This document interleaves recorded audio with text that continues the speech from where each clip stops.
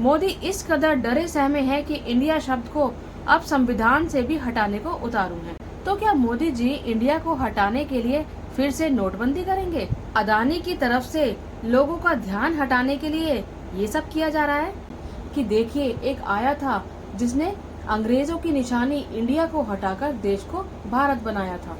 आपके बच्चे आने वाले समय में आपसे सवाल करेंगे कि जिस समय सरकारें देश को बर्बाद कर रही थी तब आप क्या कर रहे थे, आपने आवाज क्यों नहीं उठाई, और तब आपके पास कोई जवाब नहीं होगा।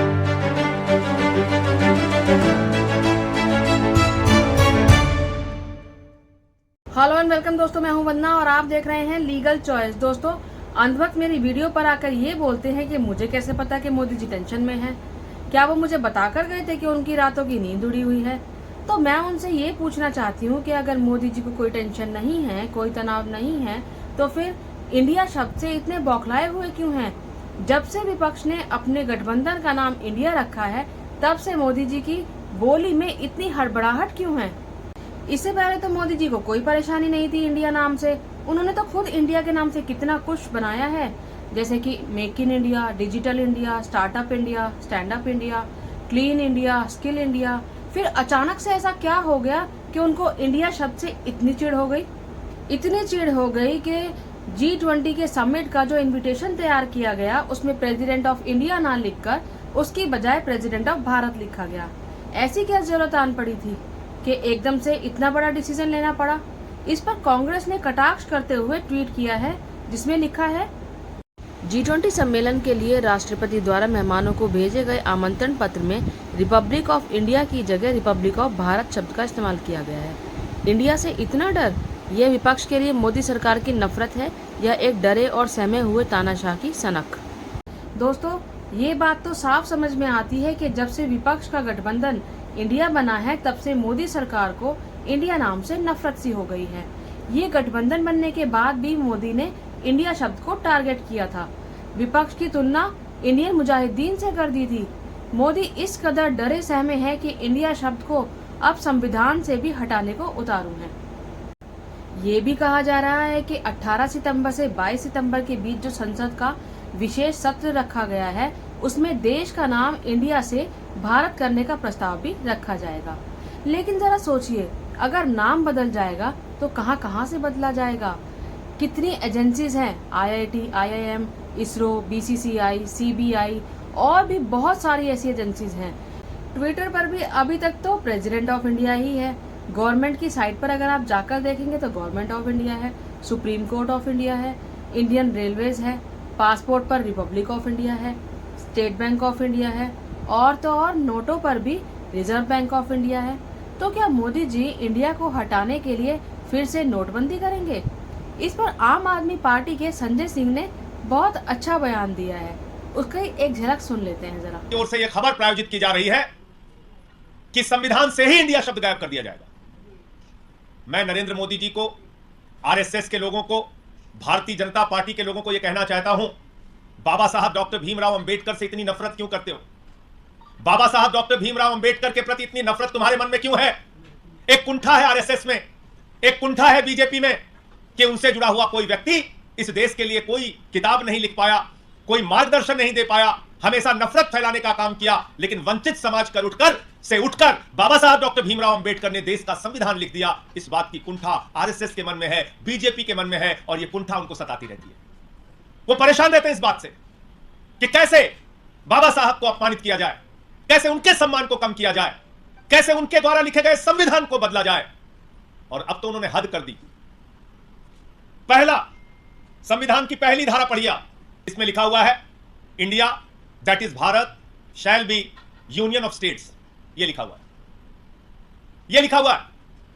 तो बाबा साहब डॉक्टर भीमराव अंबेडकर के द्वारा लिखे गए संविधान की पहली धारा को नरेंद्र मोदी जी बदलकर अपनी नफरत का प्रदर्शन कर रहे हैं, अपनी घृणा का प्रदर्शन कर रहे हैं, राष्ट्रीय स्वयंसेवक संघ की मानसिकता का प्रदर्शन कर रहे हैं, जो नफरत उनके मन में बाबा साहब के प्रति, इस देश के करोड़ों दलितों और आदिवासियों के प्रति, इस देश के वंचित समाज के प्रति है।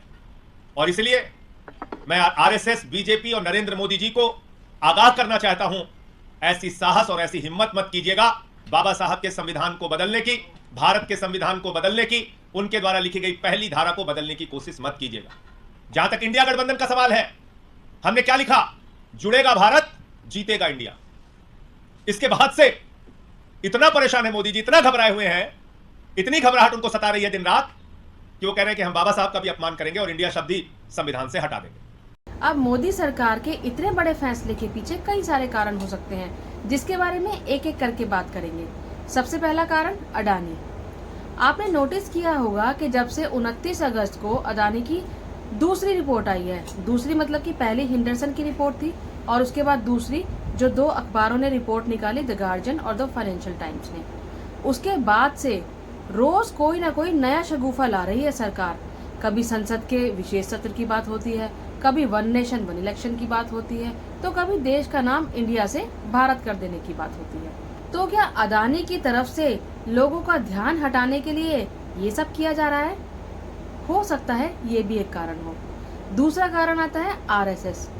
आपने अगर आरएसएस के चीफ मोहन भागवत की बात सुनी हो तो उन्होंने सबसे पहले ये कहा था कि हमें इंडिया शब्द का इस्तेमाल बंद कर देना चाहिए। हम सब लोग इंडिया शब्द का उपयोग करना छोड़ दें और भारत शब्द का उपयोग करना प्रारंभ करें। तो क्या आरएसएस के इशारे पर इस पर काम किया जा रहा है? ये भी हो सकता है। तीसरा जो हमारा कारण हो सकता है वो है संविधान। अभी कुछ दिन पहले ही आपने सुना होगा कि मोदी जी के आर्थिक सलाहकार विवेक देबरॉय ने ये बात कही थी कि हमारे देश को नए संविधान की जरूरत है। जाहिर सी बात है, ये बात हवा में तो नहीं कही होगी, कहीं ना कहीं इसकी चिंगारी तो लगी होगी, तभी ये धुआं उठा। तो इंडिया का नाम बदलकर भारत रखना कहीं संविधान को बदलने की शुरुआत तो नहीं है, क्योंकि नाम बदलने के लिए संविधान के आर्टिकल 1 का संशोधन करना पड़ेगा और इसके लिए बिल लाना होगा और संविधान के हिसाब से इस बिल को पास करने के लिए 2/3 बहुमत की जरूरत है, क्योंकि बाबा साहेब के संविधान का सम्मान तो भाजपा और आरएसएस बिल्कुल नहीं करती। और वैसे भी संविधान में अब बचा ही क्या है, 9 साल में हर जगह हर बार संविधान की धज्जियां ही उड़ाई गई हैं। इसमें ले देकर दलितों और पिछड़ों के अधिकार ही बचे हैं, लेकिन मोदी सरकार को तो इनके अधिकार और इनके आरक्षण से भी परेशानी है। अगर 2024 में मोदी की सरकार बनती है तो संविधान बदलने का काम भी जरूर पूरा हो जाएगा। अब सोचिए जरा, सड़कों का, इमारतों का, स्टेडियम का नाम बदलते बदलते ये सरकार देश का नाम और संविधान भी बदलने पर आ गई है। चौथा कारण हो सकता है मोदी की छाप। 15 अगस्त के मोदी के भाषण में आपने सुना होगा, उन्होंने ये कहा था कि ये जो अमृत काल है इसकी छाप अगले 1000 सालों तक रहेगी। इस कालखंड में होने वाली घटनाएं आगामी 1000 साल के लिए इसका प्रभाव पैदा करने वाली है। कहीं ऐसा तो नहीं कि इंडिया का नाम बदलकर भारत कर देने से मोदी आने वाली पीढ़ियों के सामने अपनी छाप छोड़ना चाहते हैं कि देखिए, एक आया था जिसने अंग्रेजों की निशानी इंडिया को हटाकर देश को भारत बनाया था, क्योंकि ये तो हर चीज को अंग्रेजों की निशानी ही बताते हैं। अब कारण चाहे कुछ भी हो, लेकिन अगर मोदी के मन में इंडिया के कारण सत्ता से जाने का डर है तो ये डर बहुत अच्छा और जायज भी है, क्योंकि सोचिए, पिछले 9 साल में मोदी ने जैसी राजनीति की है, जैसा व्यवहार विपक्ष के नेताओं के साथ किया है, अगर वो सत्ता से हट जाते हैं तो सोचिए जो सरकार सत्ता में आएगी और वो अगर मोदी की राजनीति को फॉलो करती है तो मोदी और अमित शाह के साथ क्या होगा। आने वाली सरकारों को बहुत कुछ सिखा कर जाएंगे मोदी जी। जो व्यवहार मोदी सरकार ने विपक्ष के साथ किया, पत्रकारों का मुंह बंद किया, मीडिया को खरीद लिया, पत्रकारों की नौकरी खा गए, हर बार झूठ बोला। सोचिए जरा, सीएजी के घोटाले की रिपोर्ट आने के बाद भी सब कुछ नकारते रहे, चुनाव आयोग पर कंट्रोल किया।